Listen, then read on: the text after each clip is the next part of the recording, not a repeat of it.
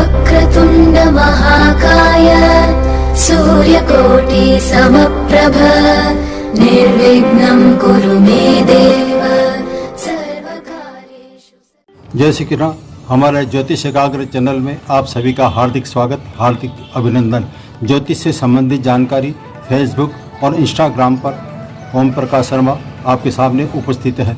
अधिक विलंब न करते हुए आज का जो कार्यक्रम है वह है पुष्कर राजयोग के बारे में महत्वपूर्ण जानकारी।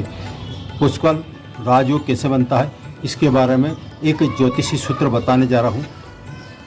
वह है चंद्रमा किसी की जन्म पत्रिका में जहाँ चंद्रमा स्थित होता है उस पर लग्न का स्वामी स्थित होना अनिवार्य है, और जो लग्न का स्वामी स्थित होता है वहाँ पर लग्न के स्वामी की परम मित्र राशि स्थित हो तो ऐसे में पुष्कर राजयोग का निर्माण होता है।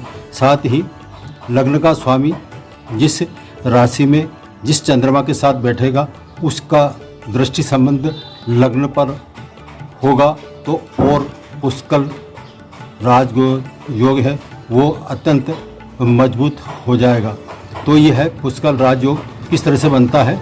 ये लग्न चंद्रमा लग्न के स्वामी के जिस राशि में स्थित हो वहाँ का स्वामी यदि केंद्र में या अपने परम मित्र की राशि में हो और लग्न पर दृष्टि हो, साथ ही लग्न भाव में कोई शुभ ग्रह या उसका मित्र ग्रह स्थित हो तो ऐसे में पुष्कर राजयोग का निर्माण होता है। अब मैं इसको उदाहरण के साथ में बताने जा रहा हूँ।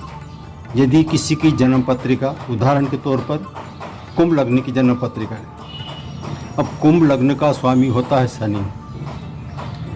कुंभ लग्न का स्वामी के जो परम मित्र राशि आते हैं वो आती है शुक्र। अब इसमें थोड़ा गौर फरमाएं। कुंभ लग्न की पत्रिका है तो चतुर्थ भाव में 2 लिखा होगा तो 2 का मतलब होता है वृषभ, और वृषभ राशि का स्वामी शुक्र होता है। और जब जहाँ वृषभ लिखा होगा और यहाँ पर लग्न भाव के स्वामी के साथ, लग्न भाव का स्वामी कौन हुआ शनि, और उसके साथ में चंद्रमा स्थित हो तो चंद्रमा वृषभ राशि में उच्चिका कहलाता है।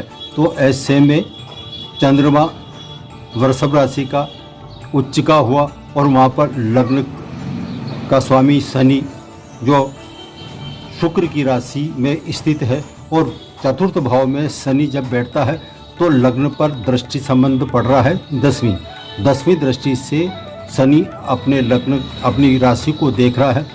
साथ ही अब यह वृषभ राशि का स्वामी यदि शुक्र किसी ऐसे स्थान पर स्थित हो जहाँ पर उसकी दृष्टि लग्न भाव पर पड़ती है तो कब पड़ेगी, जब कुंभ लग्न की पत्रिका है तो शुक्र की जो दृष्टि होती है वो 7वीं दृष्टि से सिर्फ एक ही दृष्टि दी जाती है।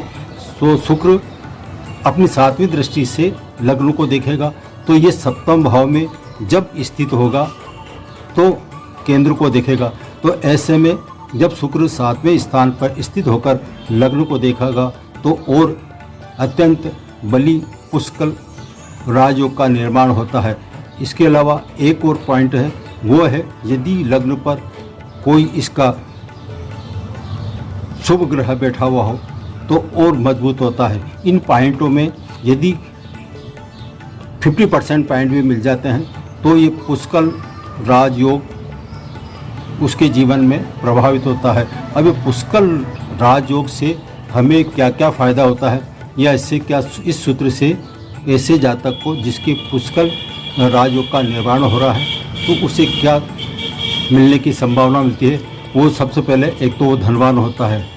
सबसे बड़ी बात है कि उसके धन की कभी कमी नहीं रहती है। उसकी वाणी जो है वो मधुर रहती है, मधुर वाणी वाला, बहुत नपात तोल का बोलने वाला, और उसकी वाणी से अधिकतर लोग प्रभावित हुए बिना नहीं रहते हैं। तो एक तो उसके पास धन की कमी नहीं रहती है, वाणी में मधुरता रहती है, सरस्वती का निवास होता है। और ऐसे पुष्कर राज योग वाले जो व्यक्ति होते हैं वो एक राजा के समान जीवन बिताने वाले होते हैं। या तो वो राज्य सेवा में होगा तो उच्च पद पर प्राप्त होगा उसको उच्च पद मिलता है। यदि राज्य सेवा होगा तो उच्च पद मिलेगा, या फिर राजनीति स्तर पर होगा तो ऐसी राजनीति पर उसको उच्च पद यानी कि मंत्री पद मिलने की पूरी संभावना होती है। दोनों ही दृष्टि से वो राजा के समान